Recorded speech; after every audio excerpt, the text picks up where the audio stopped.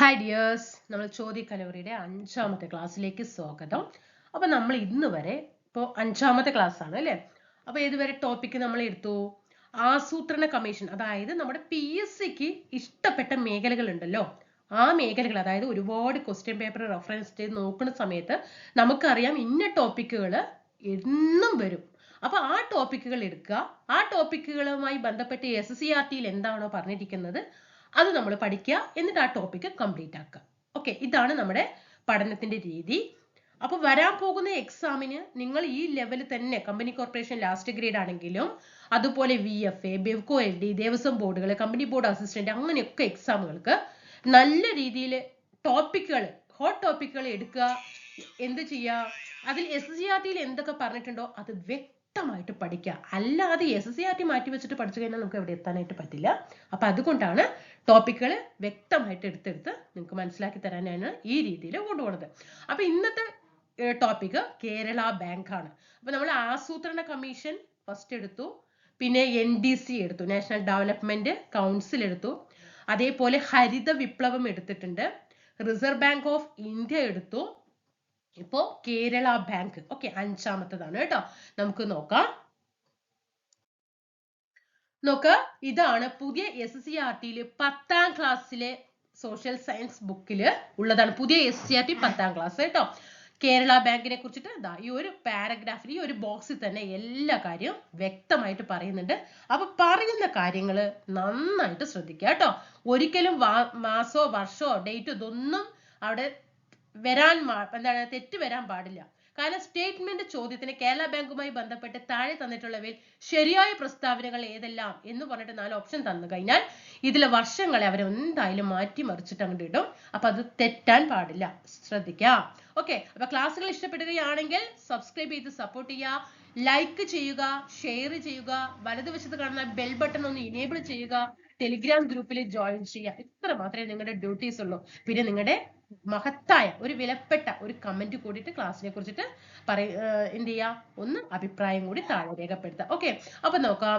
കേരള ബാങ്കിന്റെ ചരിത്രം ആരംഭിക്കുന്നത് ശ്രീമൂലം തിരുനാൾ മഹാരാജാവിന്റെ 1914 തിരുവിതാംകൂർ സഹകരണ സംഘം നിയന്ത്രണങ്ങൾ നിയമത്തിലൂടെ 1915 തിരുവനന്തപുരം കേന്ദ്ര സഹകരണ ബാങ്കായി രജിസ്റ്റർ ചെയ്തത് മുതലാണ്. ഓക്കെ, അപ്പൊ ഇവിടെ എന്താ പറഞ്ഞത്? ശ്രീമൂലം തിരുനാൾ. ഏത് തിരുവിതാംകൂർ രാജാവാണ്? ശ്രീമൂലം തിരുനാൾ മഹാരാജാവിന്റെ എപ്പോഴത്തെ 1914 തിരുവിതാംകൂർ സഹകരണ സംഘം നിയന്ത്രണങ്ങൾ. ചിലപ്പോൾ ചോദ്യം ഒരൊറ്റ വൺ വേർഡ് ക്വസ്റ്റ്യൻ ആയിട്ട് വരാം. കേരള ബാങ്ക് രൂപീകൃതമായത് താഴെ തന്നിട്ടുള്ളതിൽ ഏത് നിയമത്തിലൂടെയാണ് എന്ന് ചോദ്യം വരാം. 1914 തിരുവിതാംകൂർ സഹകരണ സംഘം നിയന്ത്രണങ്ങൾ നിയമത്തിലൂടെ 1915 തിരുവനന്തപുരം കേന്ദ്ര സഹകരണ ബാങ്കായി രജിസ്റ്റർ ചെയ്തത് മുതലാണ്. അങ്ങനെ 1916 ജനുവരി മാസം 18 ബാങ്ക് ആയിട്ട് പ്രവർത്തിച്ചു. ഓക്കെ, 16 ബാങ്ക് ആയിട്ട് പ്രവർത്തിച്ചു തുടങ്ങി. അങ്ങനെ 1966 ജൂലൈയിൽ റിസർവ് ബാങ്ക് ഓഫ് ആക്ട്. എപ്പോഴാണ് റിസർവ് ബാങ്ക് ഓഫ് ആക്ട്? 1934 അല്ലേ? നമ്മൾ കഴിഞ്ഞ ക്ലാസ്സിൽ റിസർവ് ബാങ്ക് ഓഫ് ഇന്ത്യയെ കുറിച്ചിട്ട് ഡീറ്റെയിൽ ആയിട്ട് 10ാം ക്ലാസ് SCRT-യിലൂടെയൊക്കെ നമ്മൾ പഠിച്ചിട്ടുണ്ട്. 1966 മറക്കരുതേ, 66 ജൂലൈ മാസമാണ്. ജൂലൈയിൽ reserve bank of act 1934 act പ്രകാരമുള്ള 2ാം പട്ടികയിൽ ഉൾപ്പെട്ടു. എത്രാമത്തെ പട്ടികയാണ്? 2ാം പട്ടികയിൽ ഉൾപ്പെട്ടു.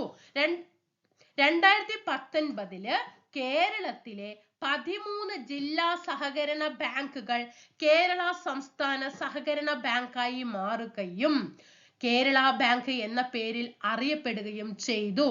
കേരള ബാങ്ക് 823 ശാഖകളുമായി കേരളത്തിലെ 14 ജില്ലകളിലും പ്രവർത്തിച്ചു വരുന്നു. അപ്പൊ ഈ 13 ജില്ലാ സഹകരണ ബാങ്കുകൾ കേരള സംസ്ഥാന സഹകരണ ബാങ്കായി മാറി എന്ന് പറഞ്ഞു. അപ്പൊ എന്തുകൊണ്ടാ 14 ജില്ലാ സഹകരണ ബാങ്കായിട്ട് മാറാതിരുന്നത്? 14 ജില്ലയിലെ മലപ്പുറം ജില്ലാ സഹകരണ ബാങ്കിൽ നിന്നും വിട്ടു നിൽക്കുകയാണ് ഉണ്ടായത്. അതുകൊണ്ടാണ് 13 ജില്ലാ സഹകരണ ബാങ്ക് എന്ന് ഇവിടെ പറയാനായിട്ട് കാരണം.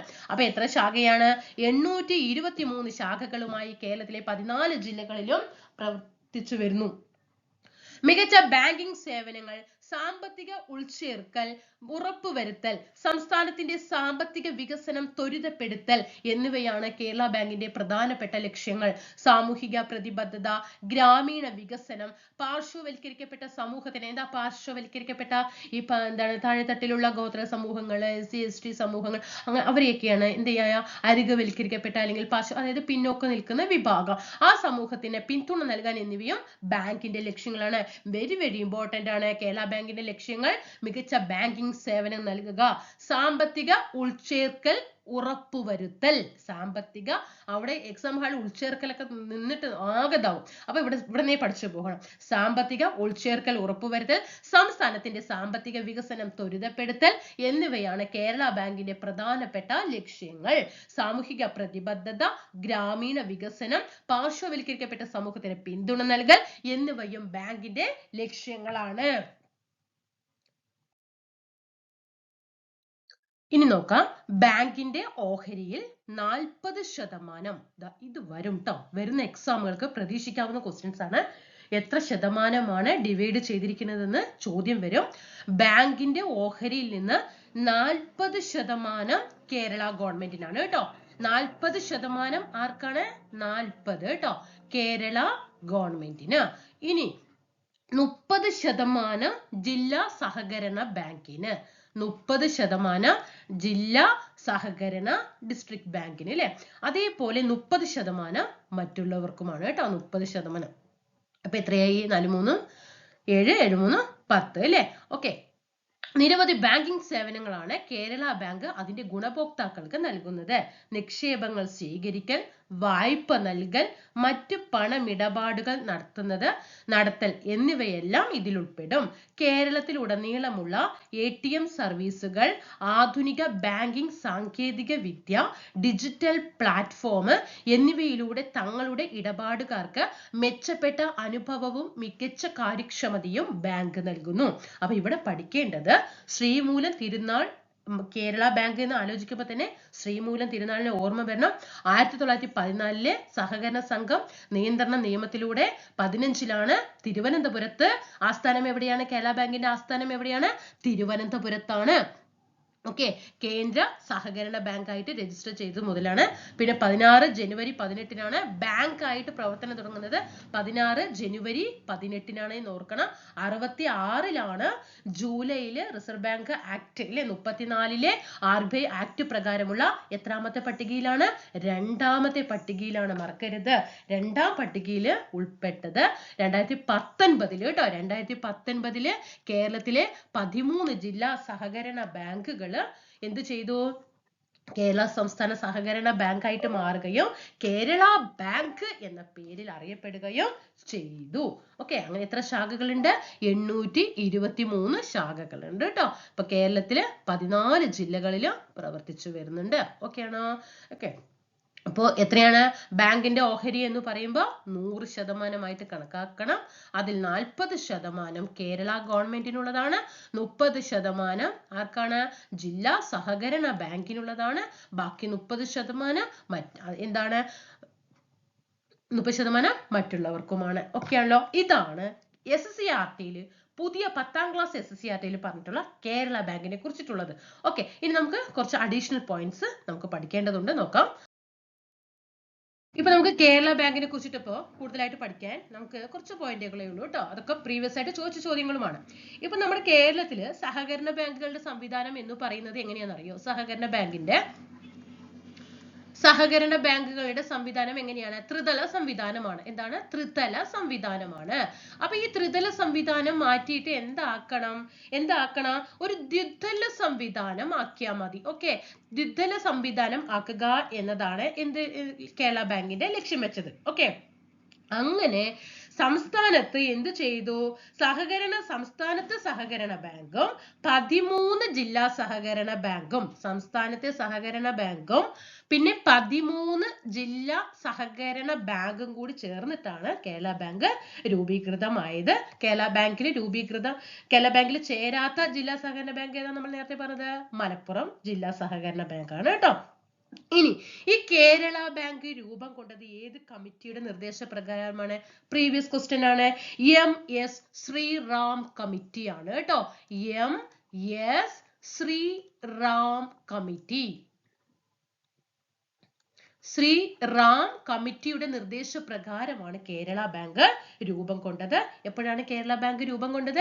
2019 നവംബർ മാസം 29-ാം തീയതി. 2019 നവംബർ മാസം 29, മാസം വിത്ത് ഡേറ്റ് പഠിച്ചോളണം കേട്ടോ.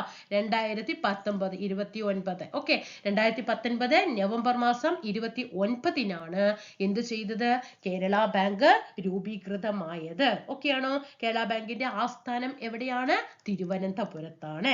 കേരള ബാങ്കിന്റെ ആദ്യത്തെ CEO ആരാണ്? കേരള ബാങ്കിന്റെ ആദ്യത്തെ CEO PS രാജനാണ് കേട്ടോ. PS രാജനാണ്. എങ്കിൽ കറണ്ട് അഫെയർ പഠിക്കണ്ടേ? നൗ CEO ആരാ? ഇപ്പോഴത്തെ കേരള ബാങ്കിന്റെ CEO ആരാണ്? ജോർട്ടി M ചാക്കോ. ആരാണ്? ജോർട്ടി M ചാക്കോ ആണ് ഇപ്പോഴത്തെ കേരള ബാങ്കിന്റെ CEO എന്ന് പറയുന്നത്. ഓക്കെ ആണോ? അപ്പൊ ഇത്രയും കാര്യങ്ങളാണ് നമുക്ക് എക്സ്ട്രാ ആയിട്ട് നമുക്ക് പഠിക്കാനുള്ളത്. അപ്പൊ നമ്മൾ നേരത്തെ 1914 റെഗുലേഷൻ ആക്ട് പഠിക്കണം. രജിസ്റ്റർ ചെയ്തത് 15-ലാണ് എന്ന് പറഞ്ഞു. പിന്നീട് ഒരു ബാങ്ക് ആയിട്ട് രൂപീകൃതം അല്ലെ 43-ല് തുടങ്ങി എന്ന് പറഞ്ഞു. 66-ല് പിന്നെന്താ പഠിച്ചത്? 34-ലെ റിസർവ് ബാങ്കിന്റെ ആക്ട് പ്രകാരം 66-ലെ 2-ാമത്തെ ഷെഡ്യൂൾ ഉൾപ്പെടുത്തി എന്നൊക്കെ പറഞ്ഞ് അങ്ങനെ അവിടെ വർഷങ്ങൾ പഠിച്ചു. അങ്ങനെ കേരള ബാങ്ക് എല്ലാ സഹകരണ ബാങ്കുകളെയും ചേർത്ത് ഒരു ത്രിതല സംവിധാനം മാറ്റി. സഹകരണ ബാങ്കിന്റെ ലക്ഷ്യം എന്ന് പറയുന്നത് ത്രിതല സംവിധാനമായിരുന്നു. എന്നാൽ കേരള ബാങ്ക് എന്ത് ചെയ്തു? ഇതിനെല്ലാം കൂടി യോജിപ്പിച്ച ഒരു ദ്വിതല സംവിധാനത്തിലേക്കാണ് കേരള ബാങ്ക് ലക്ഷ്യം വെച്ചത്. 2019 നവംബർ 29-നാണ് MS ശ്രീറാം കമ്മിറ്റിയുടെ നിർദ്ദേശപ്രകാരമാണ് കേരള ബാങ്ക് രൂപീകൃതമായത്. ആസ്ഥാനം തിരുവനന്തപുരമാണ്. കേരള ബാങ്ക് രൂപീകൃതമാകുമ്പോൾ ആദ്യത്തെ CEO PS രാജനാണെങ്കിൽ ഇപ്പോഴത്തെ കറണ്ട് അഫെയറിൽ പഠിക്കണം ജോർട്ടി M ചാക്കോ ആണ് ഇപ്പോഴത്തെ കേരള ബാങ്കിന്റെ CEO. ഓക്കെ, അപ്പൊ നമ്മളിപ്പോ കേരള ബാങ്ക് നമ്മൾ എന്ത് ചെയ്തു? 100% കംപ്ലീറ്റ് ആയിട്ട് നമ്മൾ ഇവിടെ പഠിച്ചു. കാരണം SSCRT അവിടെ കംപ്ലീറ്റ് ആക്കി തന്നു. അഡീഷണൽ പോയിന്റുകളും അവിടെ കംപ്ലീറ്റ് ആക്കി തന്നിട്ടുണ്ട്. ഓക്കെ ആണോ? അപ്പൊ ഇങ്ങനെയായിരിക്കും നമ്മുടെ ഓരോ ടോപ്പിക്കുകളും നമ്മൾ കംപ്ലീറ്റ് ചെയ്യുന്നത്. ഇപ്പൊ കഴിഞ്ഞ ക്ലാസ്സിൽ നമ്മൾ ഏത് പഠിച്ചു? Reserve bank of India RBI പഠിച്ചു. RBIയിൽ പുതിയ SCRTയിൽ ഒരുപാട് പോയിന്റുകൾ ഉണ്ട്. അത് നിങ്ങൾക്ക് ഇൻക്ലൂഡ് ചെയ്തു തന്നു. പിന്നെ അതുമായി ബന്ധപ്പെട്ട മറ്റ് എല്ലാ പോയിന്റുകളും അത് ആ ക്ലാസ്സിൽ ചർച്ച ചെയ്തു തന്നു. ആസൂത്രണ കമ്മീഷൻ പറഞ്ഞു തന്നു. ഹരിത വിപ്ലവം പൂർണ്ണമായിട്ട് നിങ്ങൾക്ക് എടുത്തു തന്നു. അങ്ങനെ ഓരോരോ ടോപ്പിക്കുകൾ നമുക്ക് എന്ത് ചെയ്യണം? അത് PSCക്ക് ഇഷ്ടം ഏത് മേഖലയാണോ ആ മേഖലയായിരിക്കും ഇമ്പോർട്ടന്റ് കൊടുക്കുക കേട്ടോ. ഓക്കെ, അപ്പൊ അതിൽ SCRTയിൽ എന്ത് പറഞ്ഞിട്ടുണ്ടോ അതും തരും. ഓക്കെ ആണോ? അപ്പൊ ക്ലാസ്സിൽ ഇഷ്ടപ്പെടുകയാണെങ്കിൽ സബ്സ്ക്രൈബ് ചെയ്ത് സപ്പോർട്ട് ചെയ്യുക കേട്ടോ. ഓക്കെ ആണ്. അപ്പൊ നമുക്കിനി അടുത്ത ടോപ്പിക്കുമായിട്ട് അടുത്ത ക്ലാസ്സിൽ കാണാം. Thank you.